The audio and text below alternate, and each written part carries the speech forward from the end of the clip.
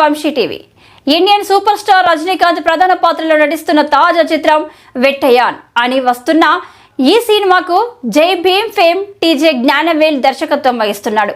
బాలీవుడ్ అగ్రనటుడు అమితాబ్ బచ్చన్, మలయాళ నటుడు ఫహద్ ఫాజిల్, రానా, మంజు వారియర్, రితికా సింగ్, దుషారా విజయన్ ఇందులో కీలక పాత్రలు పోషిస్తున్నారు.